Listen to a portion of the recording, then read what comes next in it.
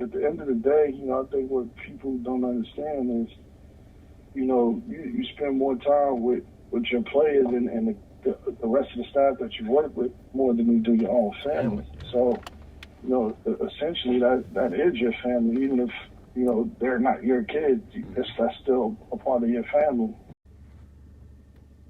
That was Rasheen Davis, an assistant coach at Arizona State University.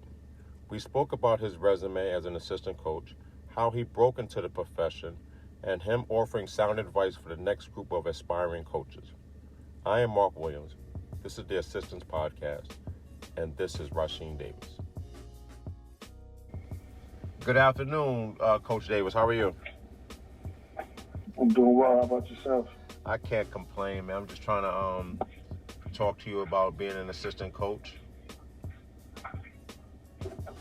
No, it's just a tremendous thing to be a part of everywhere that you go. As you go through your journey, it's definitely a good experience. I can learn from different places, different perspectives. Yeah, I can imagine. Especially for someone such as yourself who's played basketball. When did you decide that you want to become a coach? My senior year at St. Thomas Aquinas College, played for Dennis O'Donnell, who's actually now the AD at Cardinal Hayes. But he asked me if I had any interest, and my work schedule it permitted that. Once I finished school, so I enjoyed doing it. I just worked a ton of camps and then just kept going. Oh, so as soon as you moved the tassel over, you jumped right into coaching. I jumped right into it. I hurt my senior year. That's kind of what prompted it. I sprained my MCL, and then I was just seeing different things, giving him different ideas, and he pitched it to me without having any interest, and I was like, yeah, absolutely. How long ago was that? How long you been in the business? For 2002, coaching, and Division I since 06. Wow. So it's 18. No, since 07, excuse me, 07. So 18 years coaching as a whole. That includes Division 2s and 3s, and then you became D1 in 07? Yeah, I did D2. I did Stack, St. Thomas Aquinas College, and then I went to Rice High School. Okay. Gotcha. Now, the landscape has obviously changed since then. What would you say is the biggest change since 2002, 2006, as far as recruiting is concerned? Social media and accessibility. Players are more accessible now? I could be on the West Coast in Arizona, and because of social media platforms, I can know what's going on in the kids' day, whether it's Snapchat, TikTok, Instagram, Twitter, Facebook. Mm-hmm. Yeah, I would agree with that. I'm sorry, go ahead. I say a few years ago, you didn't have those options. Right. I would also add or ask another question on top of that. What has changed as far as the actual going out and recruiting? Has the NCAA curtailed the amount of times that you guys can go out as far as when you first got in? Well, when I first got in, you pretty much was gone the whole month of July. You would do laundry on the road, or if you was fortunate enough to be at a big school, you would have them send you more gear at the hotel you was going to. Mm-hmm. Whereas now it's more spread out. Can you tell our listeners the ideal schedule off season and also in season schedule? I know that your schedule changes a little bit when you're in season. February, spring and summer is different than it is fall and winter. Can you tell everybody what exactly goes on? Yeah, well, everybody's situation again is different. You have some head coaches that want their staff at every practice as much as possible. Then you have some other head coaches that want their staffs out recruiting. Mm-hmm. So it really depends on your boss that you're working for. But typically in the fall, you have your open gyms and stuff at high schools, and then you have your individuals, with your team and your practices with your team, and then once the season starts, that's what you're focused on. Mm-hmm.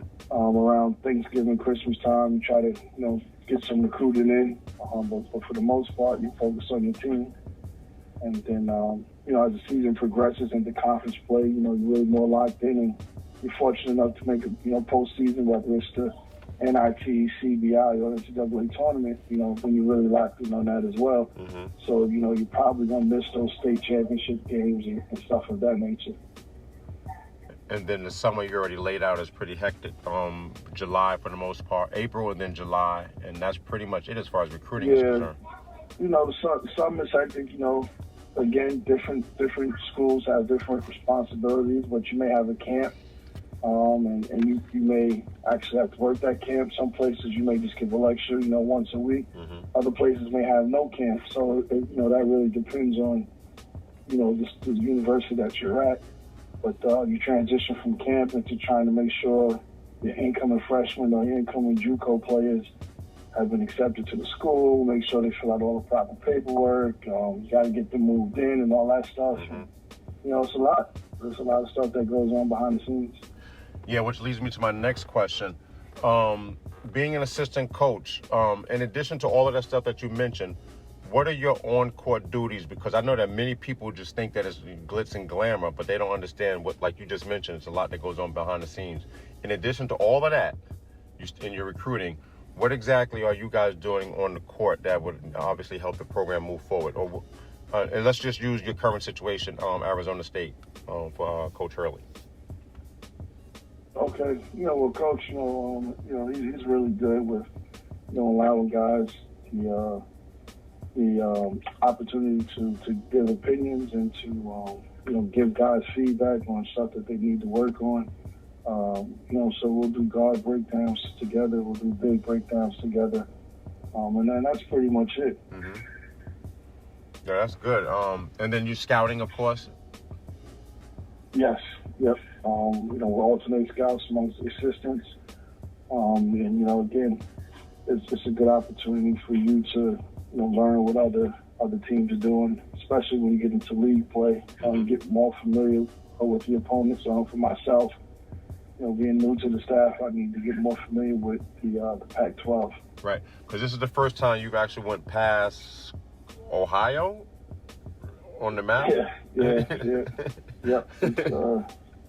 I've been a few places, but this is the first time I've been out west. So it definitely was it's unfortunate, what happened, because I do believe that our team were going to make a run. We had a favorable draw in Pac-12. We ended up finishing third, and we believe we're in the tournament and stuff of that nature. So it's we had a good thing going. Yeah, like you said, you were third in the Pac-12, which is really damn good, to be honest with you. Yeah, well, we was picked preseason 6, so yeah.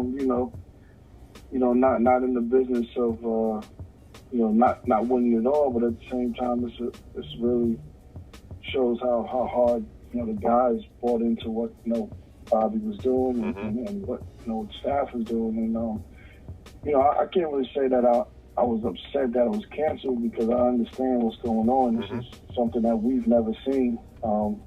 And the only people that can say they've seen something like this was people that lived 100 years ago during the Spanish flu. So, right.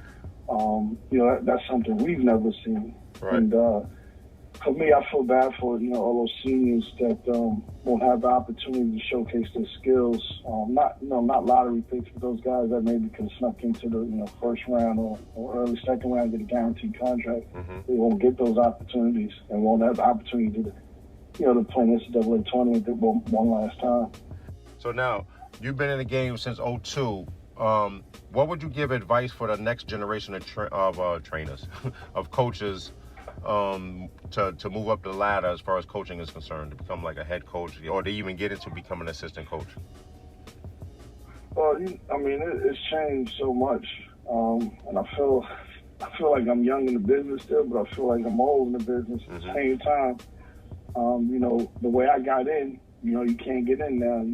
I was a high school assistant coach at Rice High School under Mo Hicks, and I was fortunate enough to get on the support staff at Louisville, whereas now you can't get in that way, and if you do, the school cannot recruit any guys that you're associated with. So just in that regard, if I was trying to get in now, I wouldn't be able to do it the way I got in. Uh-huh.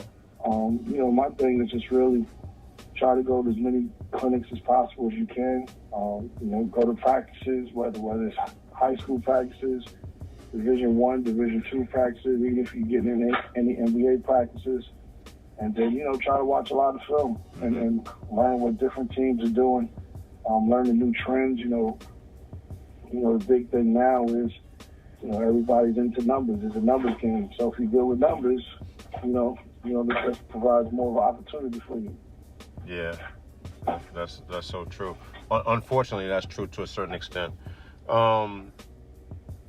If you had a magic wand, and there was one rule that you can change within the NCAA, what rule would it change? What rule would you change?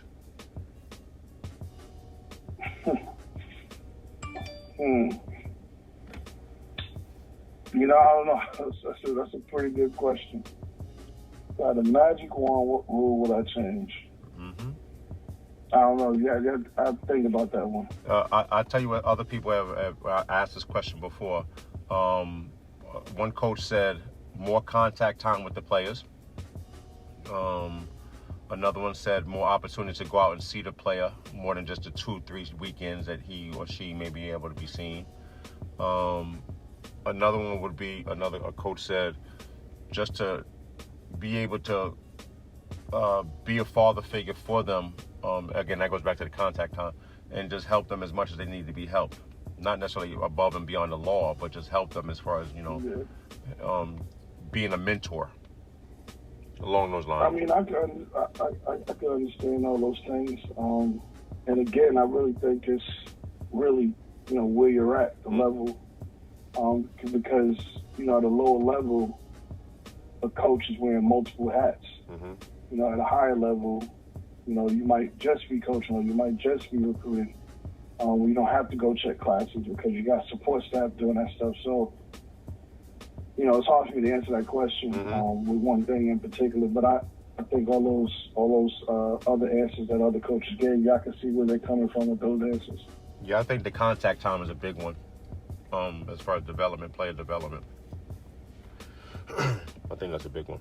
All right, I mean, if your guys are serious, they're gonna get in the gym anyway. Yeah, that's true.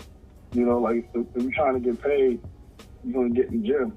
And there's less restrictions than there were back in the days, and people still got in the gym. People found ways. People had their girlfriends rebounding for them. Yeah. You look at somebody like Josh Passman. Uh-huh. He got his claim to fame by doing what? Rebounding and working out Mike Bibby. Rebounding, yeah. So it's guys, it's been done. If you're serious about your craft, you're going to get in the gym. Right. Especially in places where you have 24-hour access. Now, I understand some universities don't have that, but, when I worked at Pitt, Sam Young used to have an air mattress in the locker room. He had an air mattress in the locker room. Damn. And there was no practice facility there. When everybody would leave, this is a true story. I was a video coordinator, so I would have late nights. One night, I'm leaving late, and the players' locker room was the closest exit to where the coaches park, and I'd use the restroom. I'd go in the restroom. I see an air mattress in the locker room, and I'm like, what in the world's going on? I didn't see anybody in the locker room. I go to the gym, and Sam Young was in all-out sweat with the music blast. Wow. And he made it to the league. He did make it to the league. He's not in the league now, but he did make it. He made it. And that's the dedication. Do you find that nowadays that dedication is lacking along those lines? I wouldn't necessarily say it's lacking. I just think that, a lot of people have trainers. A lot of people have to be in the gym. There's nothing wrong with having a trainer, but, people have played years and years in the park. People have done stuff in their driveway. You hear all the legendary stories about people like Larry Bird shooting on his farm. Mm-hmm. But now a lot of guys, if it's not a gym, they won't go. Yeah, that's so true. Actually, I've seen that now. There's nobody in the parks in New York City. Well, I shouldn't say nobody. There aren't as many people as they once were in the park, just playing organically. Yeah, what's happening in New York, I think anyone that either played or was around basketball it has to be disheartened. I think there's some talented programs, some talented coaches, for sure. Definitely some good trainers, but at the same time, I just think that the kids aren't really into sports. I mean, you got fast when I was growing up just by playing manhunt on the block. You learned how to shake somebody, before you even got on the court. Just by doing stuff like that. And now, with the cell phones, with the Nintendo DSs, with the PlayStations, I mean, people not even going outside, just doing regular stuff. Yeah. So that kind of takes away from it, in my opinion. All right, Coach Davis. I know that you've been around the game a long time. I'll ask you some quick hitter questions. Best point guard you've seen play live? Kenny Anderson. I was in 6th grade. Okay. Best two guard you've seen play? That's two. Are we talking high school or period? Non-pro. College and high school. College and high school. Best two guard. Oh man. I have to say probably Eric Gordon. Indiana. Okay. 3-man? That's 3? Mm-hmm. Oh, man. It's a lot of those. There's a lot of those. Let me see. Best 3.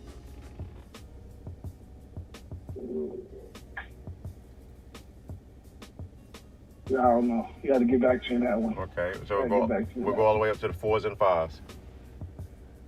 Best 4, I'm going to say Elton Brand. Will he be considered a 4? Yeah. Or 5? He's a 4. Yeah, so I'll consider Elton a 4.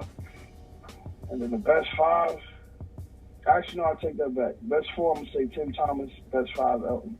Okay. It's just your 3. You don't have a 3. And then my 3, oh, man, a lot of dudes. I'm going to say my 3 got to be Felipe. Ooh.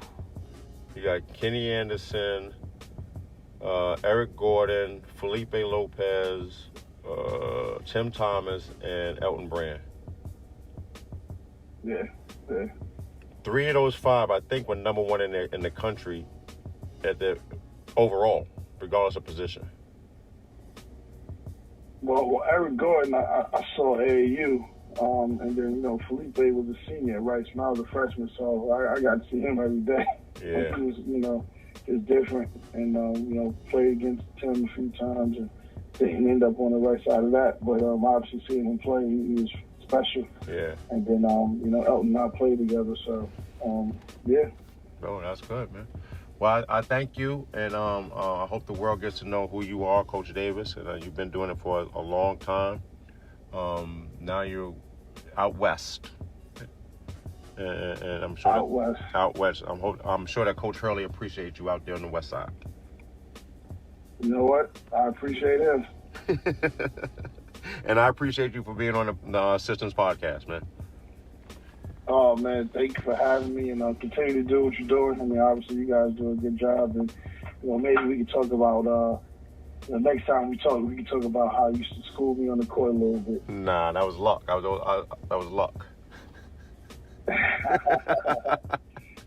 All right, man. Be safe. All right, you too. Thank you. Thank you. Later.